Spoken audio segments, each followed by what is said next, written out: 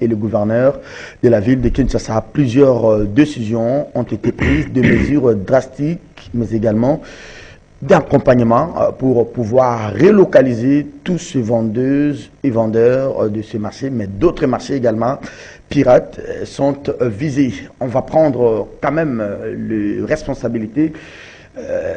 Vous avez vu cette vidéo diffusée depuis avant-hier, hier, faisant le tour du monde, le gouverneur de la ville qui a été posé la première pierre dans le cadre du projet Papakine pour la modernisation de ces marchés. Qui reste-t-il encore de la modernisation de ces marchés? La durée des travaux était prévue pour 8 mois, mais depuis 2020 jusqu'à aujourd'hui, les travaux n'avancent pas. Et peut-être que l'incident du mardi va servir en tout cas d'élément pour que les choses soient tirées au clair. La CENI a enfin déroulé sa feuille de route. Il ne s'agit pas d'un calendrier électoral, mais tout justement une feuille de route avec les chronogrammes. Ça y est, délai constitutionnel à respecter. La CENI va pouvoir convoquer les corps électoraux à partir du décembre 2023. Ça, c'est déjà un acquis, mais également plusieurs préalables, plusieurs impératifs sont signalés par le président de la CENI, Denis Kadima, des questions liées aux délais légaux, mais également des questions financières, techniques et sanitaires, climatiques et sécuritaires. Denis Kadima se montre un peu optimiste quant aux défis à relever. Les élections de gouverneurs et vice-gouverneurs fixées également pour le 6 avril prochain, en attendant la rentrée parlementaire. 14 provinces à problème. Le Nord-Ubangi n'est pas concerné par ces élections, tout comme les Sankourou non plus, et les Lualaba. Jusque-là, on s'en tient qu'à la première décision du VPM Daniel Asselo Okito-Ankoy. Bienvenue à vous. Kiosque, c'est le dernier numéro de la semaine. Moïse Moussangana, bonjour. Bonjour. Bienvenue. Merci. On parle du processus électoral, c'est votre dada de chaque jour. Ah oui, ça c'est en fait, il faut dire, d'ailleurs, mon complice sur ce plateau, Pascal Ondje, c'est avec lui, quand on était à Canal Kin, qu'on avait même conçu une émission sur les élections, une émission pédagogique, technique et tout. Laissez-moi vous dire mes sincères remerciements par rapport à tout ce que vous avez donné en termes de contributions lors des assises des États généraux de la communication, de la presse. Je vous ai vu au Fou et au Moulin. Il y a vous, il y a Jean-Marie Kassamba. À Jean-Marie, je lui ai déjà dit au téléphone et j'aimerais vous le dire de vive voix. En tout cas, sincères félicitations et merci pour votre apport et votre contribution. Oh, merci bien Serge. On n'avait pas de choix hein, parce que dans ce pays, on a tendance à bouc émissériser les gens, les organisations, alors que les problèmes sont réels, ils sont peut-être ailleurs. Oui, il y a un problème de dysfonctionnement sur le plan dans l'écosystème médiatique et communicationnel congolais, mais ce n'est pas l'apanage du seul de la seule UNPC. L'UNPC n'est qu'un acteur dans cet écosystème de médias et de communication. Voilà, nous avons pris l'engagement devant Dieu et les autorités du pays, et pourquoi pas devant les confrères, pour essayer de faire tourner la machine UNPC, parce qu'il y a des choses qui nous sont reprochées, c'est beaucoup plus la qualité du journaliste, qui est bien sûr de faire par la délivrance de la carte. Il y a eu peut-être un peu de chichi là de côté, mais nous avons pris l'engagement de refaire les choses. Nous avons déjà d'ailleurs une batterie de critères pour pouvoir renforcer la délivrance de la carte de presse. Et puis, nous devons aussi tonifier l'autorégulation, c'est-à-dire essayer un peu de voir comment renforcer les tribunaux de paix. Le tribunal de paix aussi, voir qu'est-ce qu'il y a comme contenu, est-ce qu'il y a un respect d'abord, il y a le professionnalisme, est-ce qu'il y a un respect de la déontologie, de l'éthique et consorts, et sanctionner au besoin. Et je crois que ce qu'il y aura peut-être comme une innovation, ce n'est pas de la co-régulation, mais il y aura des passerelles entre le CESAC, donc le Conseil supérieur de la communication, et l'UNPC, et je crois qu'on pourrait bien s'en sortir. Très bien, merci beaucoup à vous Moïse Moussangana. On attend les grands paris aujourd'hui c'est par où on va commencer. Parce que fini les états généraux, mais quelle est la première mesure? Comme disait Diana, on va appuyer sur quel bouton maintenant pour que ça marche?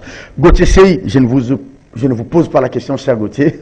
Je vois déjà, vous êtes en train de vous agiter. Apparemment, vous avez un mot à dire. D'abord, bonjour et bienvenue à vous. Hein. Bonjour, cher ami. Merci pour l'invitation. Vous êtes en tenue africaine, là. Exactement. Je suis en... Il vibre au rythme de la canne. Ah oui. Le Cameroun éliminé par Tirobi. Hein. Ah, je n'ai pas suivi ça parce que je me disais avec tout ce qui s'est passé comme tricherie avec les tests de Covid, je ne me suis pas donné à ça, mais j'ai appris, comme tout le monde. Bon, quand même, je me dis, les fair play, courage à eux, ils ont organisé, mais ils n'ont pas tenu. Ils ne vont pas soulever les trophées. Donc, c'est ça. Vous avez un mot à dire par rapport à ce que exactement, je salue les co-débatteurs, l'aîné Sangania et puis Pascal Onge. Et puis à tous ceux qui nous suivent ce matin. Mais ce que le vieux vient de dire, c'est très bien. C'est comme tu viens de dire tantôt, on va appuyer quel bouton, on va commencer par où. C'est bien, mais on se pose la question. Allez-y. Le vrai problème, ce n'est pas seulement les recommandations, il y en a. Tout ceci, ça ne cesse de se dire matin, midi, soir. Mais les moyens de cette politique pour mettre ça maintenant en pratique. Est-ce que cette presse, c'est vrai, il y a des critères, il y a ceci, il y a cela. Mais vous allez renforcer l'INPC qui n'a pas de moyens de sa propre politique. Et où est-ce qu'il faut trouver ces moyens? Les gouvernements, j'ai appris qu'ils ont promis qu'ils vont faire, mais nous sommes habitués aux promesses. On attend quand même que ces gouvernements-là puissent quand même mettre des moyens, subventionner cette presse. À ces moments-là, vous pouvez être rigoureux vis-à-vis de ces acteurs. Quand il n'y a pas de moyens, quand on vit de vous savez la cueillette et du ramassage. Vous savez comment un journaliste congolais vit actuellement. Donc vous voyez que vous ne pouvez pas lui exiger du professionnalisme aussi longtemps qu'il n'a pas à manger, aussi longtemps qu'il n'a pas de quoi envoyer ses enfants à l'école. Donc tout ça, il faudrait voir. C'est des questions qui ont été prises en charge. Des questions, mais malheureusement, je n'étais pas là, mais j'ai quand même suivi par les biais des réseaux sociaux et puis quelques médias, ceux qui traitaient même des questions économiques ou des questions de développement des journalistes, eux-mêmes, ils sont dans des problèmes avec les journalistes. Ce sont des patrons de médias qui ne payent pas des journalistes. Je n'ai pas vu la grande présence. Moi, j'étais dans la commission là sur la viabilité des médias. Ce n'est pas ça les débats aujourd'hui, c'était juste un mot d'introduction. C'est un problème. C'est pour vous dire que ces recommandations auront des problèmes, n'est-ce pas, d'application. Parce qu'eux-mêmes, ils sont d'abord tout un problème. Et comment ils vont mettre maintenant ces recommandations en pratique? Parce qu'eux-mêmes ne payent pas des journalistes. Eux-mêmes ne traitent pas bien des journalistes. Mais ils attendent beaucoup de ces journalistes. Donc tout ça, ce sont des questions. Je pense que les plateaux n'est pas approprié pour ça. Mais on abordera. Mais quand même, bonne chance. Et on attend qu'on appuie les boutons de démarrage. Très bien. Pascal Onge, troisième invité, dernier invité pour cette dernière émission de la semaine. Bonjour et bienvenue à vous. Hein. Bonjour. Mais avec vous, on est revenu longuement sur les États généraux. Je ne vais plus vous accorder la parole sur la question. Malheureusement, processus électoral. Mais je veux un petit mot là. Oui. Serge. Je pense qu'il faut quand même qu'on quitte ces défaitismes-là de Congolais, partout, dans tous les domaines, et qu'on sort, qu'est-ce qu'on va faire? Non, Serge ne doit pas attendre qu'on fasse pour lui. Nous faisons un corps, c'est nous tous qui devons mettre la main à la pâte pour que les choses aillent. Donc, et puis, d'un côté, il faut aussi savoir que le média sont aussi des entreprises de presse. Il y a eu bien sûr une incurie dans le chef du gouvernement qui a autorisé n'importe quoi, qui a donné des fréquences à n'importe qui, mais il faut qu'un effort soit fait de telle manière que ces entreprises de presse répondent vraiment aux critères d'une entreprise. Pascal ? En tout cas, merci. C'est l'occasion pour moi de saluer mon grand frère Moïse Moussangana. Il y a longtemps que nous sommes vus. Bonne année 2022. Je pense que des intelligences comme ça seront exploitées par les dirigeants pour que finalement ils apportent quelque chose d'essentiel à la construction de l'État. Et c'est parmi les journalistes qui se sont battus pour que, au moins, on connaisse aujourd'hui un autre paradigme politique. Mais j'ai l'impression comme si ce choix des acteurs qui se sont impliqués n'est pas bien fait, et malheureusement on inverse encore les choses, et ceux contre qui on se battait, et c'est les mêmes qui reviennent maintenant à la scène. Là, ça devient un peu inquiétant. Alors, la question de la CENI, c'est une occasion ici de lui faire d'ailleurs une proposition, sinon une sollicitation sur ma chaîne, Congo Média Channel, parce que je m'en souviens à l'époque quand nous films, nous deux à CKTV, nous avions une belle émission sur les élections, et quand vous suivez les élections, les émissions sur les élections, il n'y a pas la profondeur. la profondeur, la dimension technique, il n'y en a pas assez. Les gens évoquent des questions électorales, ainsi de suite, politisent, mais avec lui, c'était un peu profond, mais je crois que après émission, on pourra échanger pour voir. Alors, on va aller à Matadi Kibala rapidement. Mais il y a un aspect sur les États généraux. Et, ont été absents les distributeurs, TNT et le reste. Et j'estime de mon point de vue que ça a été également une erreur. Ici, nous sommes en train de déplorer comment on a distribué les fréquences de façon désordonnée, mais ceux qui les font n'ont pas participé aux États généraux. Ça, c'est une faiblesse aussi. Mais simplement, je reviens. Avec l'avènement aujourd'hui, évolution, si vous voulez dire, de réseaux sociaux, et on le disait ici avec le buzz, et ça, c'est déjà un problème sérieux quant à la problématique du traitement de l'information. Mais comment réguler, comment contrôler? Et aussi les lois. Je vous disais ici, à partir du moment où jusqu'ici, la définition du journaliste reste celui qui vit, n'est-ce pas, de l'information. Et c'est déjà un problème. À ce moment-là, tout le monde le devient. Même s'il est chez lui à la maison, il est journaliste. Le problème de la régulation est très sérieux. Merci. Et peut-être avec le temps. Mais il y a beaucoup de questions sur la question des élections. On reviendra très prochainement. Oui. Tout celui qui mêle les informations sur YouTube n'est pas nécessairement journaliste. Hein.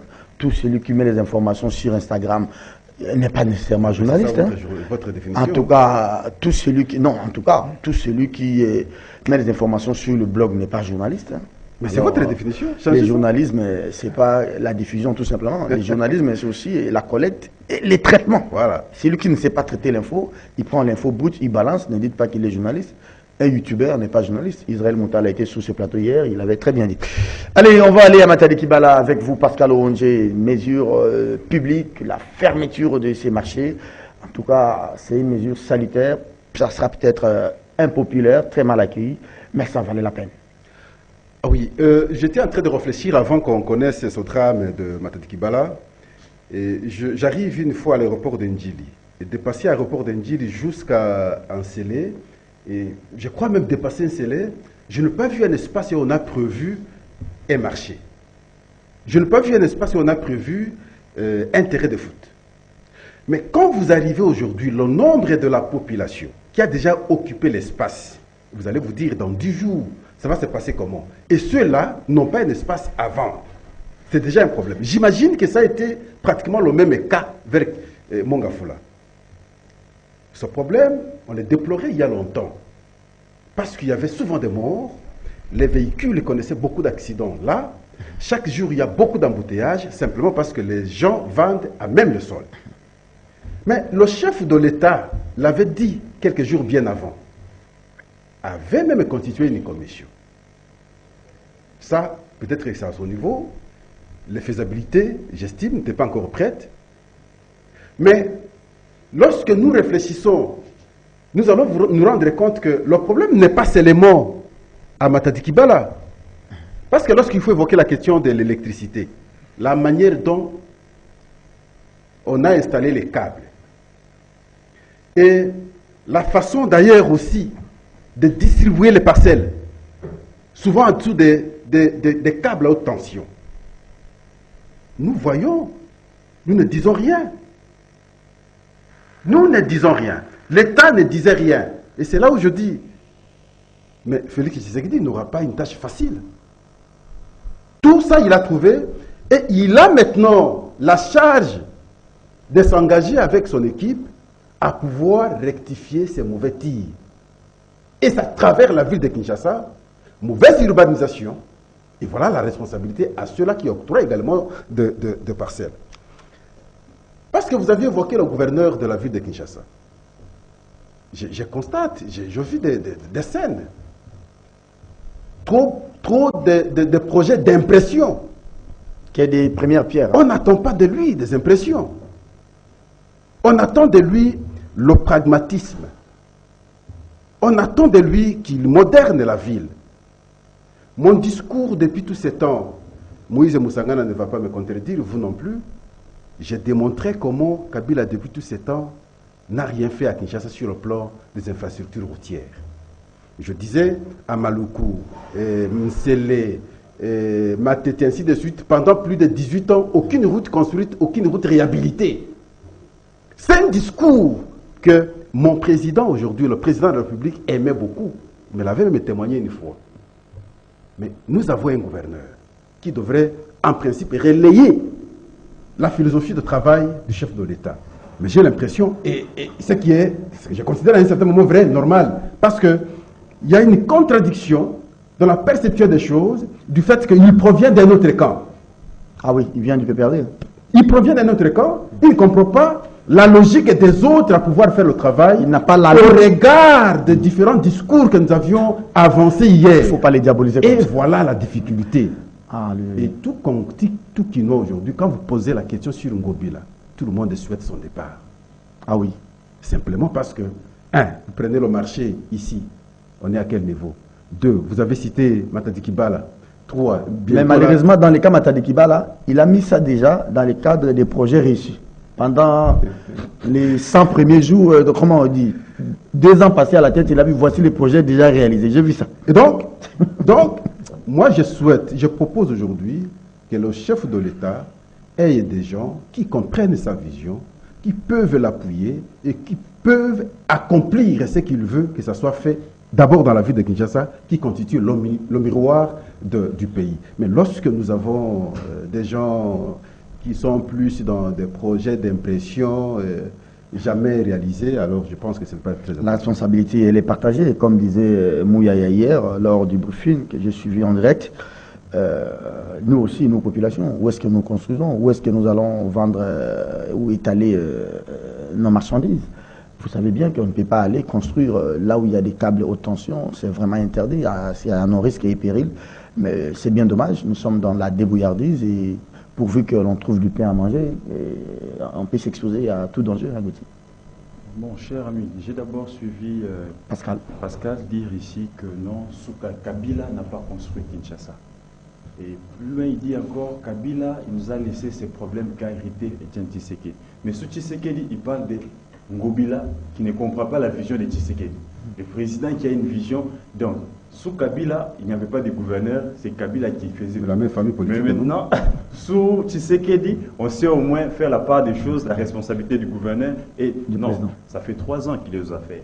Si réellement c'était ça sa vision, écoutez, il devait quand même imprimer une vision que ses collaborateurs allaient matérialiser sur le terrain. Donc le problème ici, c'est aussi Tshisekedi. Parce que oui, il a lui-même les problèmes aussi. Exactement, parce qu'on ne peut pas comprendre qu'on aille de plainte en plainte et les présidents ne sanctionnent pas. Ngobila est là, il est de l'Union sacrée aujourd'hui. On ne peut pas voir son passé hier. Il a déjà adhéré à l'Union sacrée. Donc, il a cru à la vision du chef de l'État. Et c'est cette vision-là qu'il est en train, n'est-ce pas, d'appliquer, de matérialiser sur le terrain. Et c'est ce qu'il a fait. Il a inauguré, et plutôt, il a posé la première pierre de la construction d'un marché ultramoderne. Ça fait 2 ans. Il y a les services d'intelligence. Il y a toutes les commissions autour du chef de l'État. Voyez-vous, est-ce qu'il y a suivi? On dit que les terrains étaient querellés et qu'il y avait la famille Maman Mobutu qui avait assigné l'hôtel de ville en justice. Mais comment, c'est la question que je me suis posée, et j'ai posé la question à un confrère qui travaille avec Ngobila, Barik Bouema, de Top Congo. J'ai dit, comment Ngobila, avant d'aller poser la première pierre, lui il est patron de la ville, il n'était-il pas au courant que les terrains étaient querellés? Ah, c'est ça le problème. Je vous ai toujours dit que Ngobila avait un problème, premièrement d'abord d'appréciation, et deuxièmement un problème de compréhension. S'il a posé des problèmes où il était à Maïdombe, dans une petite ville, ça c'est une petite province, et ça c'est tout un pays. Et je vous ai toujours dit qu'il n'était pas à la hauteur.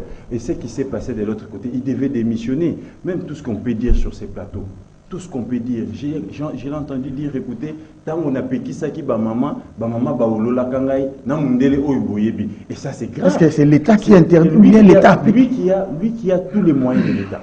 Lui qui a la police, les services d'intelligence. Est-ce qu'on a suivi même la commandante, celle qui s'occupe de la sécurité du coin? Et là, qu'on ne l'a jamais instruit qu'elle puisse chasser les gens qui vendaient là-dessus.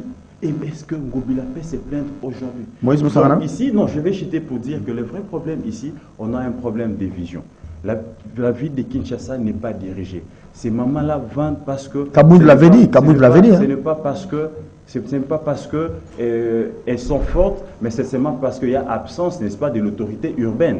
Ngobila n'a jamais proposer un marché à ces mamans, que ces mamans-là se déplacent ces coins-là pour aller vendre à tel coin.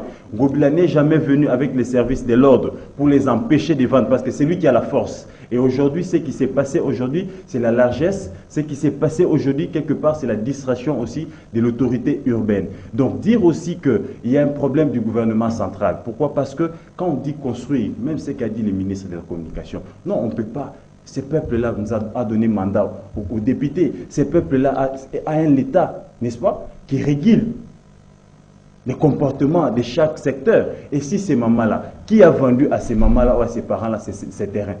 Qui vend? N'est-ce pas l'État qui vend? C'est bien Donc dommage. il y a aussi quelque part les gouvernements centraux, les gouvernements provinciaux, et à ces stades, on devait déjà, n'est-ce pas, en prendre que tel au niveau du gouvernement provincial a démissionné, tel au niveau du gouvernement national a payé. Parce que là, il s'agit de perdre en vies humaines. Mais les gens minimisent les dégâts, on est habitué à ça. Je me demande qu'est-ce qu'ils sont en train de faire et que dira Tshisekedi en 2023. C'est des morts à éviter, et c'était évitable. Comment on en est arrivé là? On ne va pas tout jeter sur Ngobila.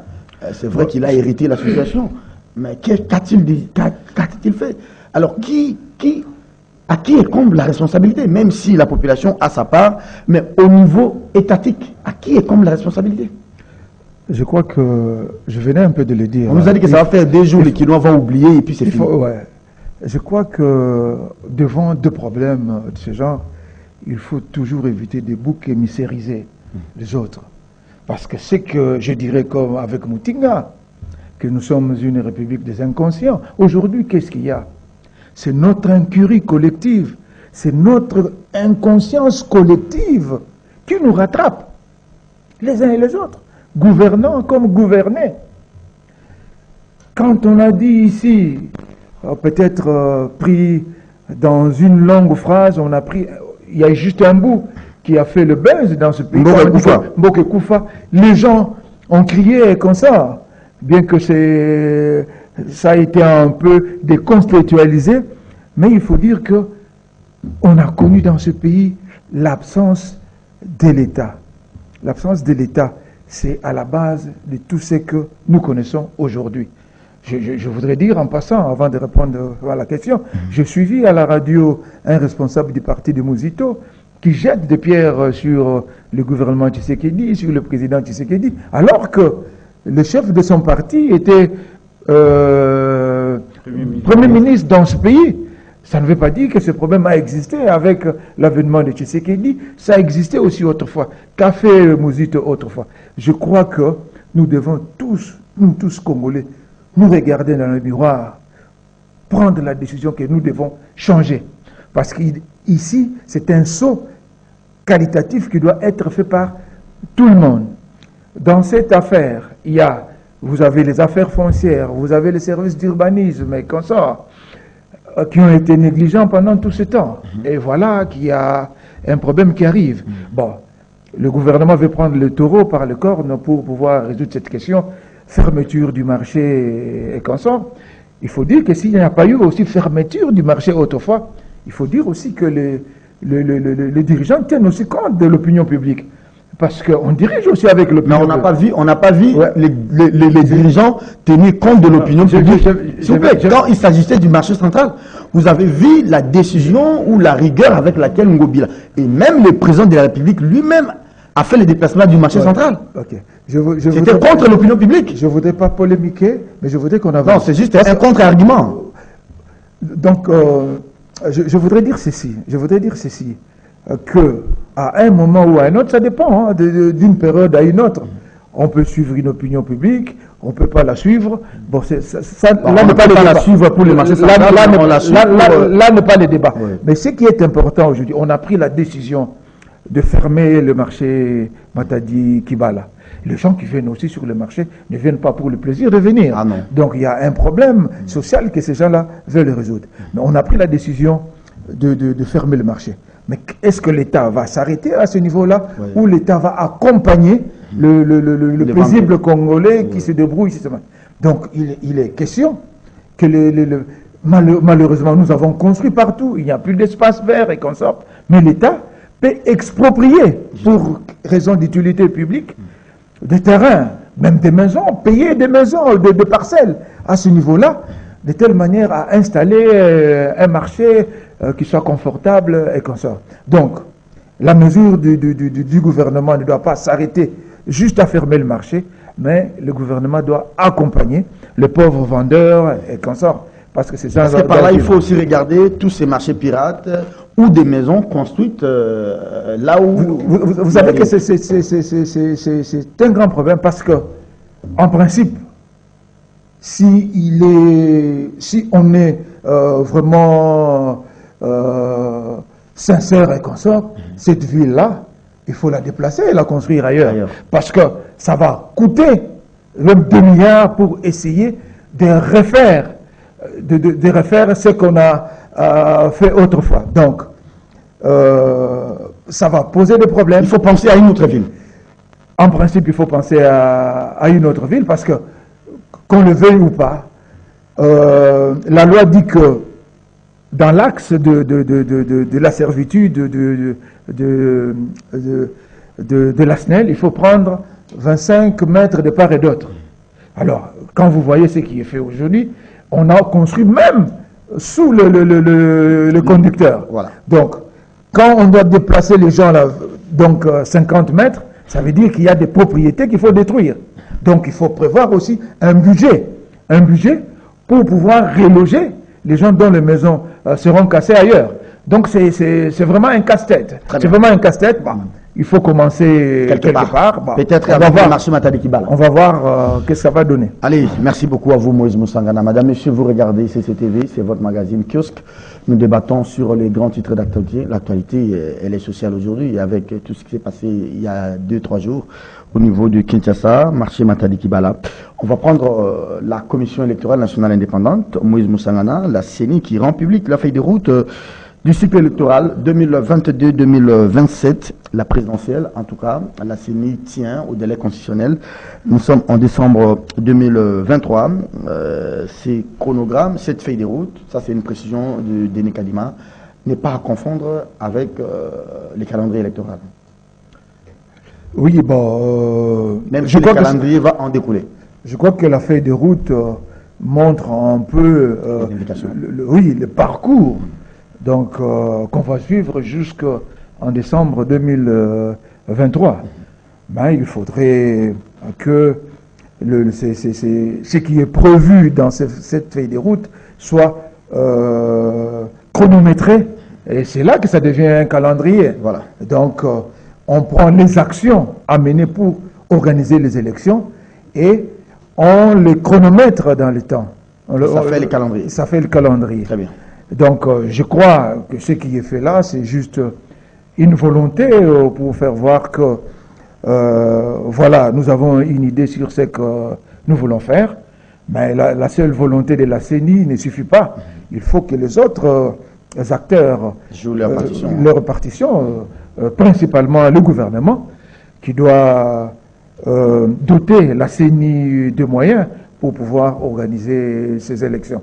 Donc, je crois que la grande étape qui attend la CENI, ça sera l'enrôlement des électeurs. Parce qu'il faudra, in fine, disposer des listes électorales pour les élections. Ben, je crois que ça ne sera pas peut-être possible avec les timings qui restent pour pouvoir organiser les recensements. C'est servir des recensements pour dégager une liste électorale. Je crois que on devra faire l'enrôlement ou l'inscription des électeurs comme on en a fait pour les autres processus. Mais il faut rationaliser ça. Il faut rationaliser ça. C'est aussi, là aussi, il faut souligner aussi l'irresponsabilité des partis politiques, parce que les partis politiques interviennent toujours en aval, alors qu'ils peuvent intervenir en amont.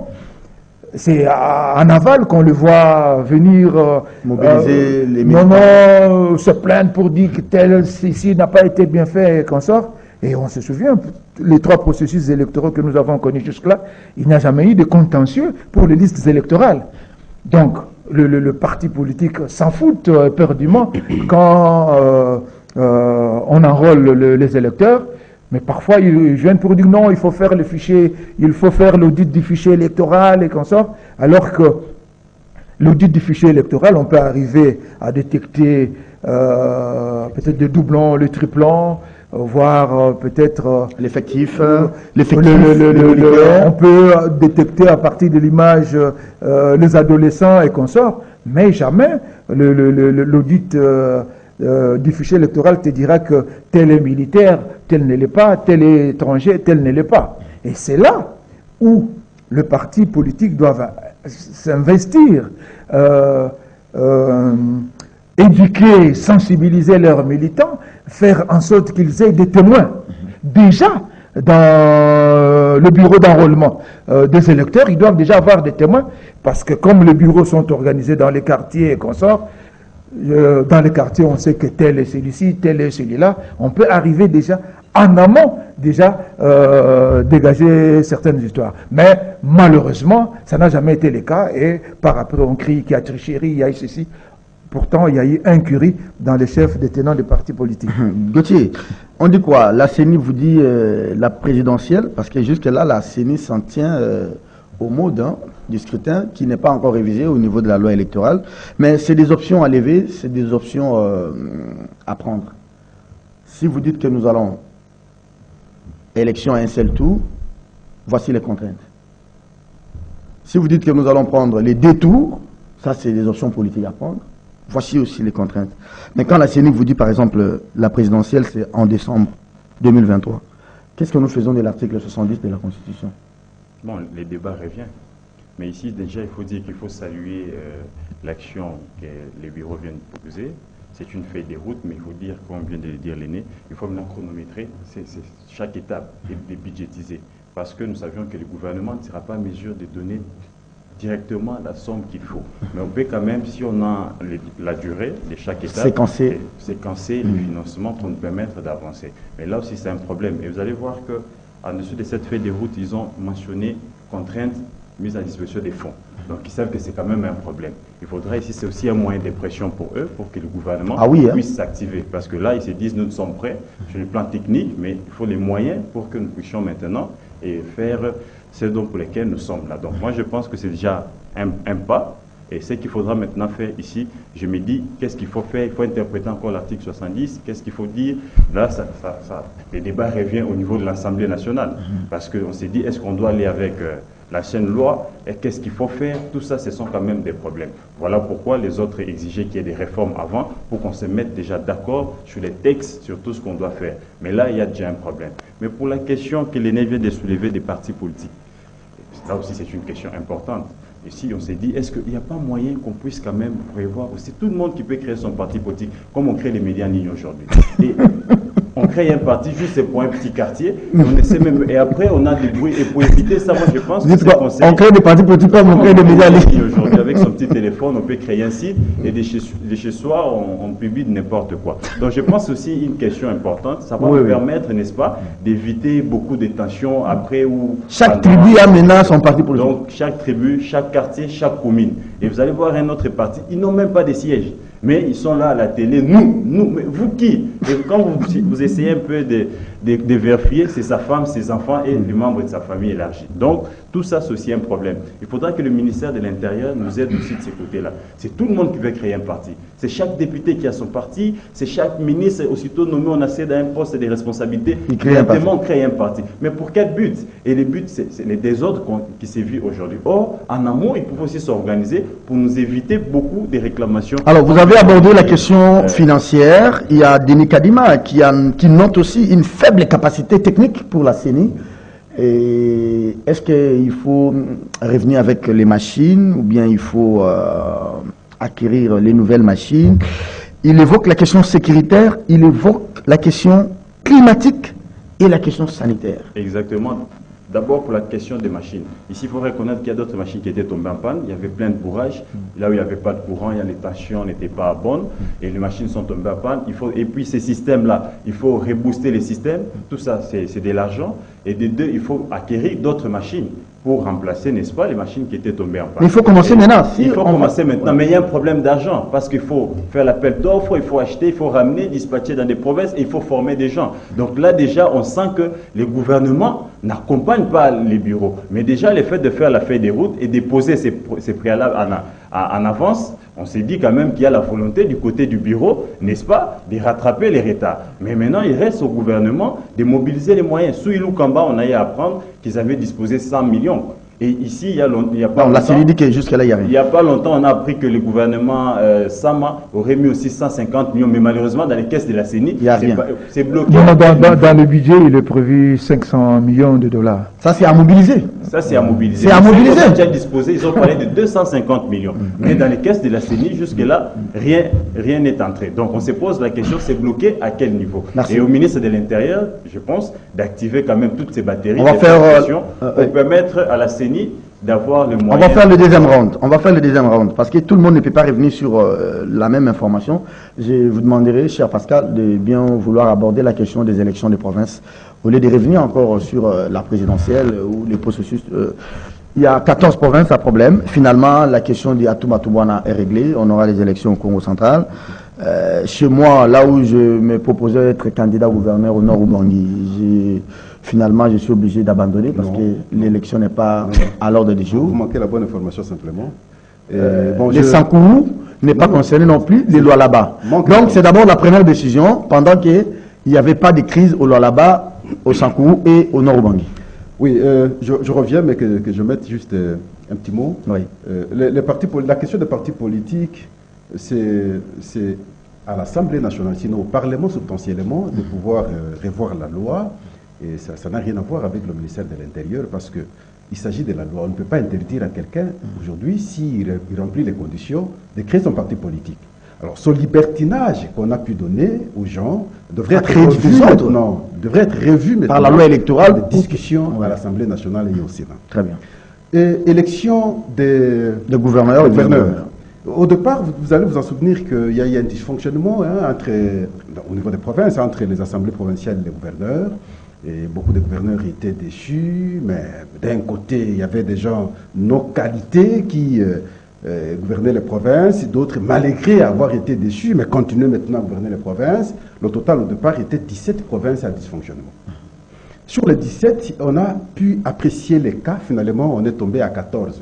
Et c'est comme ça qu'on avait communiqué à la CENI qu'il y a 14 provinces à problème. Il faudrait maintenant organiser des élections.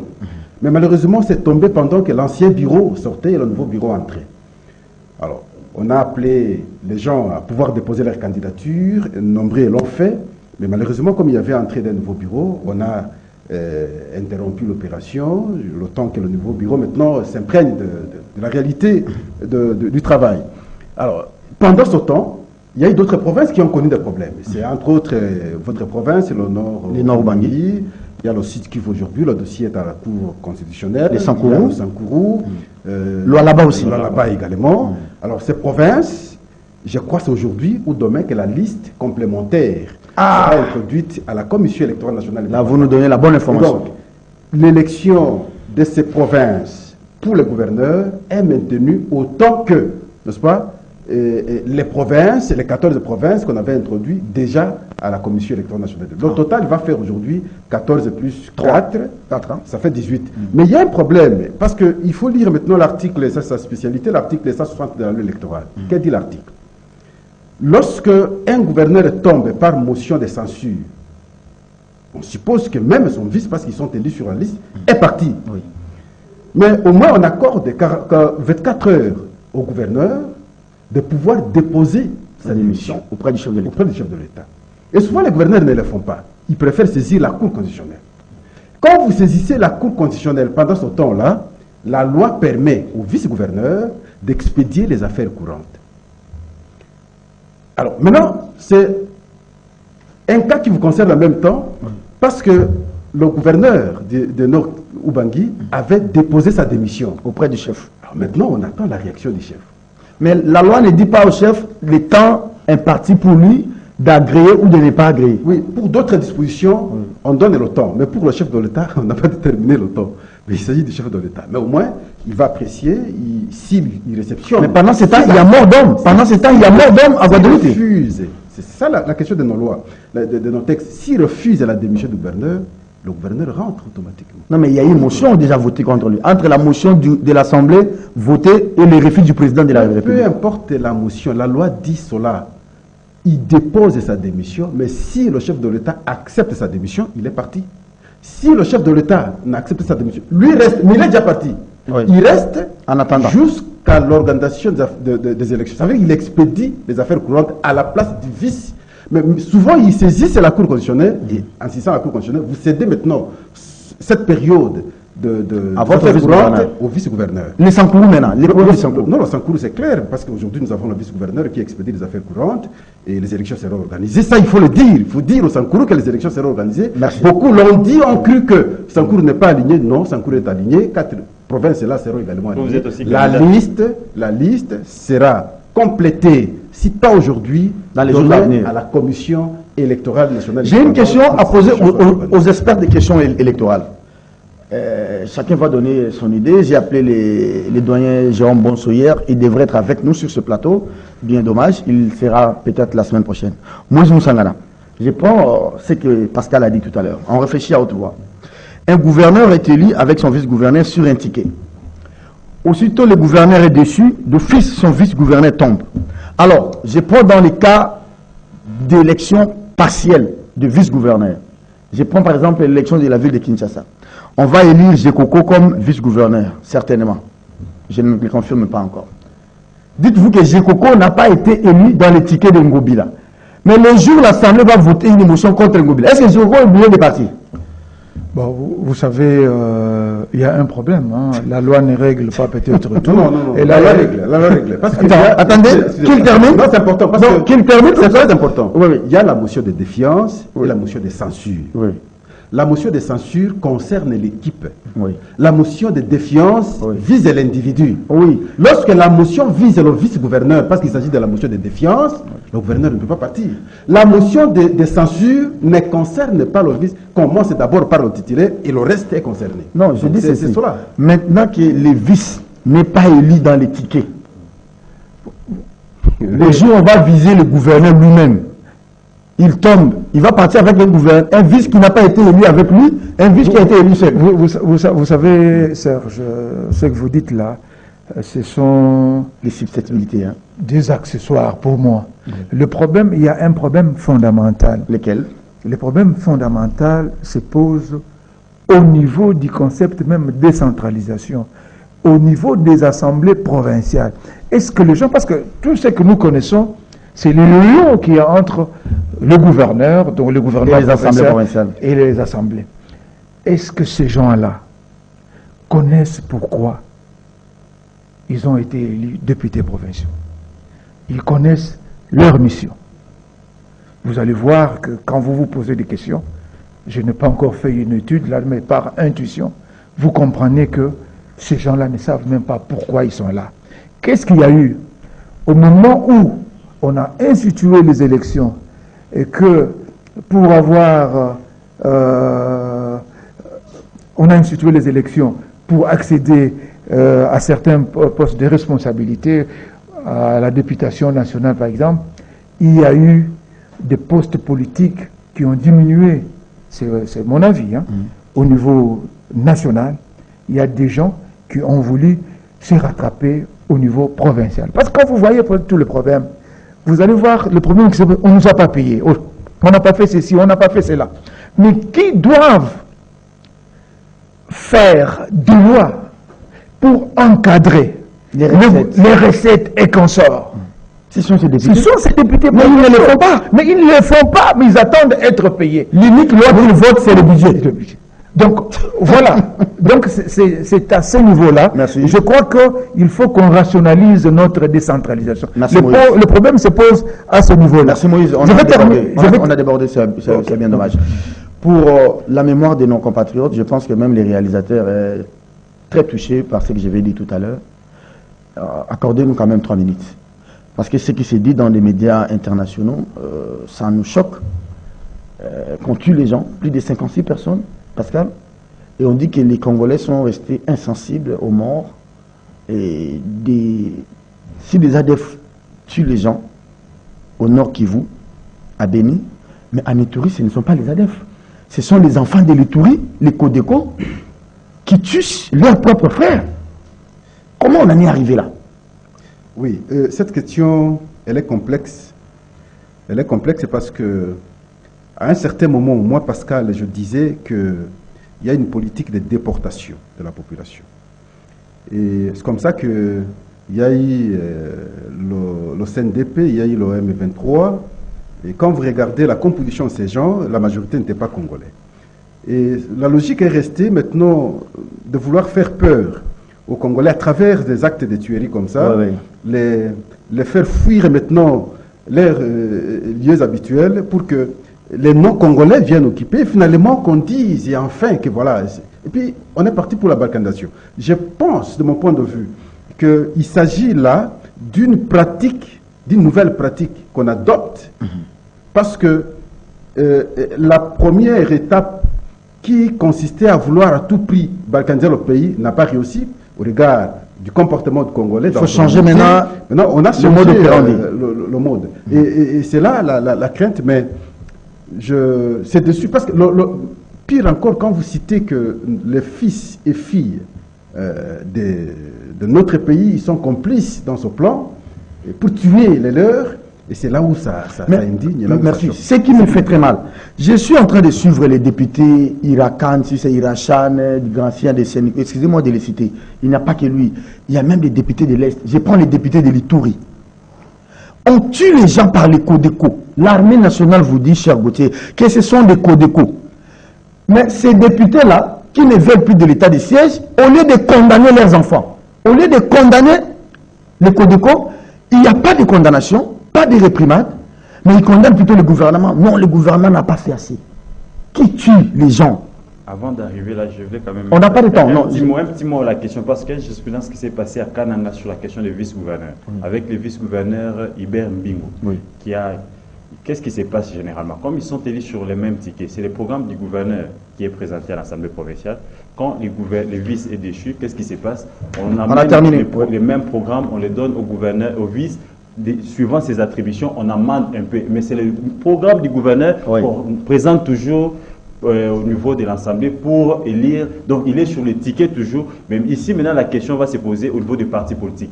Les autres, ils étaient dans un même parti politique. Mais ici, ils ne sont pas dans un même parti. Or, Brobila, il a été élu sur la liste PPRD. Gekoko, il est de la liste IDPS. Donc, il y a une compatibilité. Il faudra maintenant qu'ils soient de la même liste. Allez, ici, il y aura répondez à cette question. C'est quand même grave. Les élus de la province ne condamnent pas leurs enfants, les Codeco là. Voilà pourquoi Mbosso a dit une fois ici que députés quittaient les troupes, les groupes armés. Il y a un problème, il y a complicité à chaque niveau. Voyez-vous, la complicité au niveau du gouvernement, la complicité au niveau aussi des élus nationaux, provinciaux et des sénateurs. Il y a un problème. De ces côtés-là, il y a un problème. C'est quoi j'ai toujours dit que là, les communautés ne savent même pas vivre ensemble. Il y a d'abord un problème de parler le même langage. Et ils sont divisés par qui? Par des politiques. Il faudrait d'abord qu'il y ait un forum, n'est-ce pas? Conscientiser nos peuples là. Parce que même ceux qui sont dans des troupes là, qui sont utilisés par les détracteurs du pays, ce sont toujours nos frères. À cause de la faim, à cause de la famine, on leur donne un peu d'argent, ils tuent les leurs. Allez, donc ce qu'il faudra faire ici, il faut vraiment conscientiser et il faut que les chefs de l'État puissent activer la justice, qu'on tape du poing sur la table, qu'on puisse... Même s'il faut prendre ces députés-là, les jeter en prison. On puisse véritablement faire des enquêtes, qu'on sache réellement qui tire les ficelles de tout ce qui se passe de l'autre côté. Il y a des députés nationaux, des sénateurs, des ministres qui sont ici à Kinshasa, qui sont en train, n'est-ce pas, d'alimenter tout ce qui se passe là-bas, pour leurs intérêts propres. Merci beaucoup. Et pour les affaires d'ailleurs, ils sont devenus trop affairistes. Ils crient contre l'état de siège, mais ils ne proposent rien. Voilà maintenant qu'ils ont développé un système pour tuer les déplacés sous la barbe de la MONUSCO, qui est censée être protéger la population, et pour que ça crée un sentiment de révolte vis-à-vis de la population vis-à-vis de l'armée.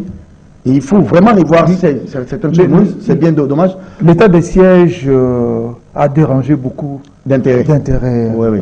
C'est ainsi, je vous avais déjà dit sur ce plateau, qu'il y aura encore plus de terreur. Et il y en a. Merci. C'est juste pour faire voir que ça ne tient pas là-bas. Qu'on fasse sauter l'état de siège. Et bonjour. On ne fera pas sauter l'état de siège. Il faut que cet état de siège perdure. Bosso a dit quelque chose d'important, Gauthier venait de le dire. Quitter les groupes armés. Merci. Et il y a eu une commission qui devait être constituée, elle n'a jamais été constituée. Et pourquoi ces députés-là sont contre la constitution de cette commission-là? Donc vous comprenez tout. Merci beaucoup à Doudou Montiri qui a fait preuve de patience aujourd'hui et à vous, chers invités, Moïse, Gauthier et Pascal Oronge, Karine et Bébé a coordonné et supervisé les 3 caméras. Merci à Christian Bandiolo. Prenez rendez-vous avec votre magazine lundi matin 9h30. Nous serons là. Bon début de week-end à tous et à chacun.